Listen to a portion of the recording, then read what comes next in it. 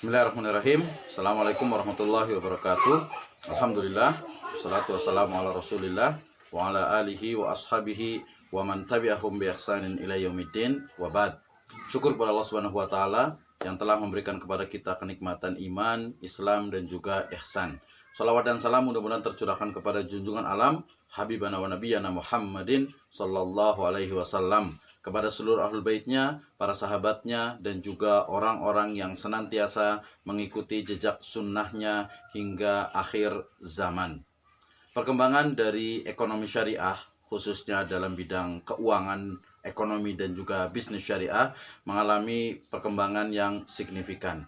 Hal ini bisa dilihat dari market share dari perbankan syariah, khususnya di Indonesia, di mana saat ini sudah mencapai 6% ya, market share dari keseluruhan market share yang ada di Indonesia. Demikian juga ya perkembangan dari berbagai unit bisnis yang lainnya. Ya, dari sisi perbankan ya, jumlah dari unit usaha syariah, kemudian juga kantor cabang dari bank umum syariah itu juga mengalami perkembangan yang cukup signifikan. Demikian juga saat ini ketika kita bicara tentang ekonomi syariah, ekonomi dan bisnis syariah, itu juga bukan hanya bicara tentang perbankan ataupun asuransi, tetapi saat ini kita sudah berkembang ke berbagai lini dalam bidang ya bisnis real ya, mulai dari koperasi syariah, kemudian juga ada hotel syariah, ada halal tourism, ada juga nanti resort halal ya, resort syariah dan lain sebagainya ya, bahkan sampai ke sektor-sektor yang memang itu menjadi satu hal yang mendukung bagi pertumbuhan perekonomian khususnya yang ada di Indonesia. Oke, akan tapi kemudian ternyata penguatan-penguatan ini juga mengalami beberapa kendala, khususnya yang berasal dari faktor internal dan juga eksternal. Faktor internal adalah faktor yang berasal dari umat Islam itu sendiri, yaitu di mana kepercayaan terhadap lembaga keuangan dan bisnis syariah itu di beberapa komunitas itu masih meragukan, sehingga mereka itu masih menganggap bahwasanya ekonomi syariah itu tidak jauh berbeda dengan ekonomi ribawi. Demikian juga perbankan syariah itu tidak jauh berbeda atau bahkan sama dengan perbankan ribawi. Demikian juga pada bisnis-bisnis yang lainnya, masuk juga dalam properti umpamanya, sehingga masyarakat itu ketika mereka akan membeli satu properti, baik rumah, kafling, kebun dan sebagainya, mereka menganggap kok harganya itu lebih mahal dari yang ribawi ya. Maka ini juga menjadi salah satu dari tanda bahwasanya masyarakat itu ternyata mereka itu sebagian itu belum paham ya, sehingga kemudian menganggap bahwasanya ekonomi dan bisnis syariah itu tidak jauh berbeda dengan ekonomi dan bisnis yang berbasis ribawi. Nah, demikian juga banyaknya mungkin tadi ketidakpercayaan itu juga mungkin bisa muncul dari memang ketidakpahaman, kemudian juga mungkin karena ada satunya pemahaman yang mungkin tidak tepat ya ketika melihat dalam prakteknya. Kenapa? Karena memang ketika kita melihat teori dalam ekonomi syariah yang sangat ideal, kemudian juga ketika dia itu diturunkan dalam sebuah praktek dari ekonomi syariah, itu sering sekali ada beberapa pengurangan atau dalam arti ada beberapa penyesuaian ya, sehingga kemudian agak sedikit berbeda, terutama nanti dari sisi akadnya. Nah, ketika bicara tentang akad umpamanya, ternyata murabahah yang asalnya itu adalah jual beli, tapi kemudian ketika dipraktekkan itu menjadi ada tambahannya wakalah bil ujroh. Kemudian nanti dalam prakteknya lagi sering sekali kadang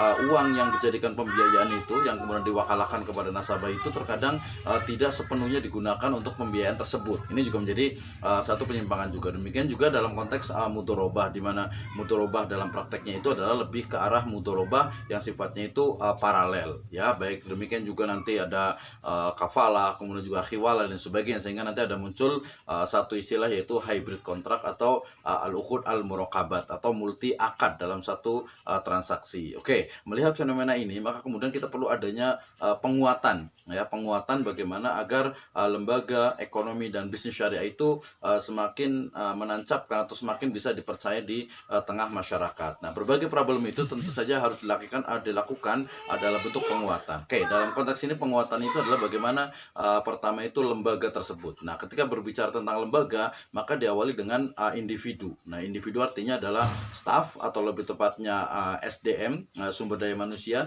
yang ada di lembaga ekonomi dan keuangan syariah tersebut. Nah, kalau begitu berarti bagaimana penguatan ini diawali dengan penguatan dari SDM yang ada. Nah, SDM yang ada itu terkait dengan bagaimana pemahaman mereka itu terhadap ekonomi syariah itu sendiri, ya. Jangan sampai nanti ketika seseorang itu dia sebagai SDM di lembaga keuangan dan bisnis syariah, tapi dia tidak paham apa itu ekonomi syariah, tidak paham nilai-nilai dari ekonomi syariah, bahkan tidak paham juga karakter dari ekonomi syariah. Nah, ini juga menjadi permasalahan. Karena itu jangan sampai ya SDM yang ada di ekonomi syariah itu dia hanya hasil dari training, dari pelatihan mungkin seminggu, 2 minggu, sebulan, 2 bulan, sehingga kemudian dia masuk ke ekonomi syariah. Akibatnya apa? Pemahaman yang tidak komprehensif itu yang kemudian menganggap bahwasanya ternyata tidak jauh berbeda dalam prakteknya, padahal jelas sangat berbeda sekali. Oke, jadi langkah penguatan dari lembaga ekonomi dan bisnis syariah yang pertama itu adalah pengembangan, kemudian juga penguatan dari sisi SDM. Bagaimana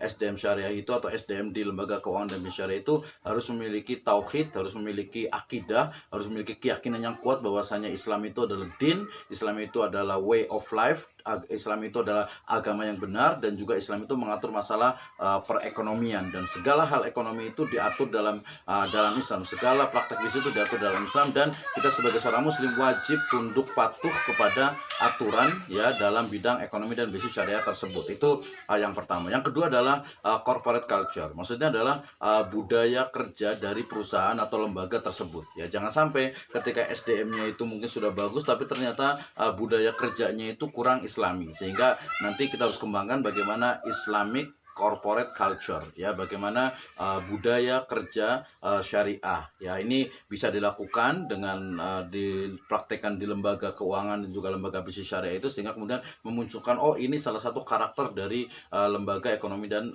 bisnis syariah juga. Ini menjadi satu hal yang sangat penting juga. Kemudian yang kedua juga tadi ketidakpercayaan nasabah masyarakat terhadap ekonomi syariah itu juga harus didorong, harus juga didukung oleh namanya Dewan Pengawas Syariah.